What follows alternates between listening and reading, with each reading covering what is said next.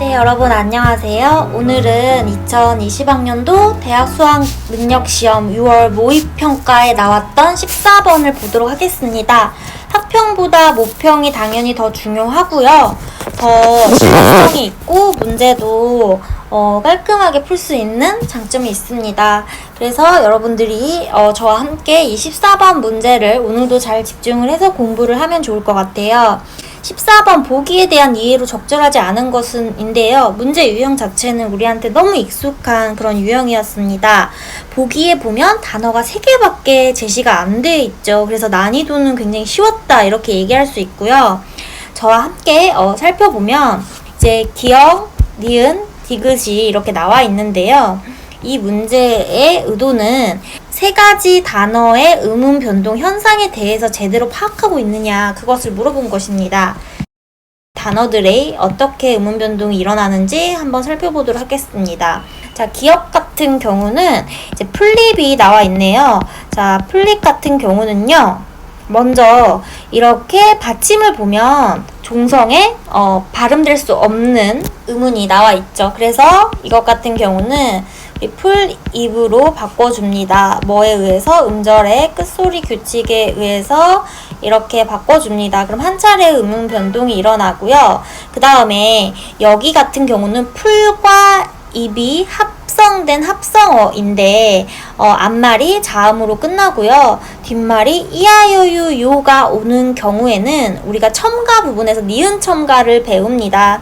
그래서 여기서 풀 닙으로 여기서 니은의 첨가가 일어납니다. 그래서 음끝 같은 경우는 이제 교체에 해당하고 여기서는 이제 첨가가 일어난다는 사실까지 볼 수 있습니다. 그런데 이렇게 리을 니은과 니은 리을이 연쇄되는 경우에는요, 이 니은이 앞이나 뒤에 리을의 그 유음성에 동화되어서 유음화가 된다는 우리 규칙을 배운 적이 있을 것입니다. 리은의 연세에 의해서 유음화가 일어납니다. 그래서 최종 발음형은 풀립이 되는 것입니다. 이때 유음화는 역시 교체에 해당하고요. 여러분들이 여기서는 3가지의 음운 변동 현상, 음절의 끝소리 규칙, 니은 첨가, 유음화를 알 수 있구나 라고 이해하시고 넘어가면 됩니다. 자, 그러면 이렇게 기억을 해결해 봤고요. 니은 같은 경우를 한번 살펴볼게요. 이것 같은 경우는 음내로 발음이 되는데 먼저 이 형태에서 보면은 자음군 단순화 규칙이라고 여러분이 들어보셨죠? 이렇게 종성에 2개의 자음이 오는 경우는 우리는 여기 음절의 끝소리 규칙에서 배웠겠지만 이렇게 음절의 종성에는 무조건 이렇게 7개의 자음 중 하나로 발음이 돼야 된다고 원칙이 있어요. 이때는 2개이기 때문에 하나를 탈락시켜 줍니다. 그래서 음내로 먼저 자음군 단순화, 탈락의 원리에 의해서 이렇게 하나의 리을이라는 음운이 탈락을 합니다. 그 다음에 역시 피읍 같은 경우는 발음이 안 되죠. 우리 방금 배웠던 풀립과 마찬가지 경우인데요. 이런 경우는 가장 비슷한 조음 위치를 찾아서 비읍으로 변경이 됩니다. 그러면 여기서는요, 음절의 끝소리 규칙으로 이제 교체가 일어났습니다. 그런데 여러분, 우리 음운의 동화 부분에서 이렇게 기역, 디귿, 비읍 같은 파열음들이 미음, 니은 같은 비음을 만나면 이응, 니은, 미음으로 비음화 된다는 규칙 우리 배웠을 거예요. 그런데 여기 보니까 파열음, 비읍이 네은, 니은을 만났죠. 그래서 여기서는 비음화의 환경이 됩니다. 비음화 같은 경우는 자동 규칙이기 때문에 무조건 적용을 해줘야 되고요. 그래서 음내로 최종 발음형이 완성이 됩니다. 그래서 여러분들 여기서는요, 우리 3가지의 음운 변동 현상, 자음군 단순화, 탈락의 현상, 그 다음에 음절의 끝소리 규칙, 그 다음 비음화 이렇게 일어나는구나 라고 확인할 수 있습니다. 여기까지 과정은요, 여러분들이 고3의 이 14번 문제를 풀 수준이 되면 스스로도 잘할 수 있을 거라고 생각을 합니다. 그 다음에 여기 마지막 디귿 같은 경우는요, 우리 벼울치입니다. 이것 같은 경우는 자, 보세요. 우선 음운변동의 개념 배울 때 연음현상에 대해서 배웁니다. 이 연음현상은 음운변동은 아니에요. 음운변동은 음운과 음운이 만나서 어떤 변화가 일어나야 되는데요. 이 연음현상에서는 여기 모음이 음가가 없기 때문에 앞에 겹자음이 올 경우는 뒤로 넘어갑니다. 그래서 겨울티로 연음이 됩니다. 하지만 이거 음운변동은 아니에요. 자, 그래서 겨울티가 되는데요. 여기서 겨울티의 이는 접사입니다. 우리 디귿티읕으로 끝나는 짐에 이모음의 형식 형태소가 오면 지읒치읒으로 부계음화 된다 라고 배운 적이 있을 거예요.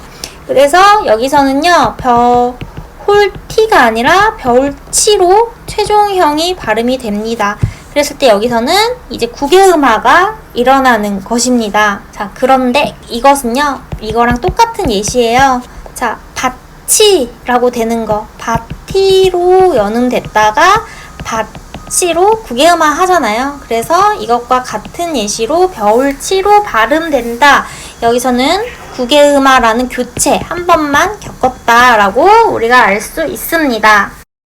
자, 여기 1번 기역과 니은에서는 음운변동이 각각 3번씩 일어났군이라고 했는데 우리 방금 했어요. 기역과 니은 같은 경우는 이제 음끝, 니은점과 유음화 이렇게 3번. 그 다음에 니은 같은 경우는 자음군 단수나 음끝, 비음화 이렇게 3번. 그러니까 각각 3번씩 일어났군 맞죠? 그 다음에 2번 보면요. 기역과 니은에서는 인접한 자음과 조음 방법이 같아지는 음운변동이라고 얘기를 했어요. 그럼 한번 살펴볼까요? 이제 음끝 같은 경우는 교체고 니은 첨가 같은 건 첨가예요. 근데 조음 방법이 같아진다는 건 지금 교체 동화 현상을 얘기를 합니다. 그러면 보면 같은 리을이라는 음운에 끌려서 여기도 리을이 된 경우이기 때문에 이것은 유음화라고. 그래서 여러분들이 이거 자음체계법 볼 때 조음, 위치, 그 다음에 조음, 방법 이렇게 나눠서 보죠. 그래서 이 조음 방법에서는 이제 무성음이 있고 그 다음에 유성음 이렇게 있는데 여기 부분에 이제 비음, 유음 이렇게 나오잖아요. 그래서 이 표 체계를 한번 생각을 해보면 됩니다. 그래서 어떻게 음운이 이동했느냐에 따라서 조음 위치가 변했느냐, 조음 방법이 바뀌었느냐 이것도 구분을 하셔서 공부를 했어야 됩니다. 자, 그러면은 기역 같은 경우는 맞고요. 니은 같은 경우 보세요. 음내 같은 경우도 여기서 마지막에 비음화가 일어나죠. 여기서도 역시 조음 방법 비음으로 변하는 변동이 일어난다. 그래서 2번 같은 경우도 맞습니다. 그 다음 3번 보면요. 기역에서 첨가된 음운과 니은에서 탈락된 음운은 서로 다르군. 자, 기역에서 뭐가 첨가됐어요? 니은이 첨가됐죠. 그러면 기역에서 첨가된 음운은 니은이고요. 니은에서 탈락된 음운은요. 뭐였어요? 리을이었죠. 그래서 니은과 리을로 음운이 서로 다르다. 이것도 맞습니다. 그 다음에 4번 보세요. 기역과 디귿에서는 음운 개수가 달라지는 음운 변동이 일어났군 이라고 했는데 기역 같은 경우는요. 여기서 첨가가 일어났으니까 교체 같은 경우는 플러스 마이너스 0이지만 첨가는 플러스 1이 되잖아요. 그래서 기역 같은 경우는 음운 개수가 플러스 1으로 달라집니다. 그런데 디귿 같은 경우는요. 이게 음운 개수가 달라질 수가 없는 게 벼홀티에서 이가 모음이기 때문에 티읕이 그대로 옮겨가서 그 다음에 교체가 됐잖아요. 그래서 구개음화 같은 경우는 그냥 교체 현상이 플러스 마이너스 1입니다. 디귿은 음운 개수가 그대로기 때문에 여러분이 답을 4번으로 할 수가 있어요. 이것 같은 경우는요. 그냥 보기에서 헷갈리면 하나하나씩 세보세요. 여기서 플릿 같은 경우는 이게 음가가 아닌데 여기 리을이 들어왔기 때문에 하나가 들어간 거고 여기에 티읕이 여기 음가로 세지 않기 때문에 세어도 똑같이 음운의 개수가 변동하지 않는다는 걸 확인이 됩니다. 그래서 정답은 4번이 됩니다. 그 다음에 기역은 리을로 인해, 디귿은 모음 이로 인해 동화되는 음운 변동이 일어났군 이라고 했는데 기역 같은 경우 유음화 누구 때문에? 유음인 리을 때문에 니은이 유음이 된 거고요. 디귿 같은 경우는 이 모음 이의 그 조음 이치에 끌려서 치조음이 구개음으로 변동하잖아요. 그래서 여기 같은 경우는 이렇게 리을과 모음이가 동화를 시키는 주인들이라 해서 동화주라고 배우고, 그 동화주의 영향을 받는 애들을 피동화주라고 우리가 배웠죠. 그래서 이건 5번은 너무 맞는 설명이다. 그래서 여러분들이 정답을 이제 4번으로 이제 쉽게 고를 수 있었으면 좋았을 거고요. 이 부분도 역시 공부하는 입장에서는 헷갈릴 수 있고요.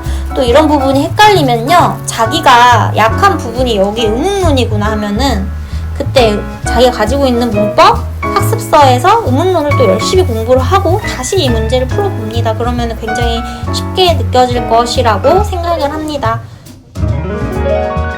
오늘 강의 여기까지고요. 다음 시간에 다시 만나요. 좋아요와 구독 꼭 눌러주세요. 안녕.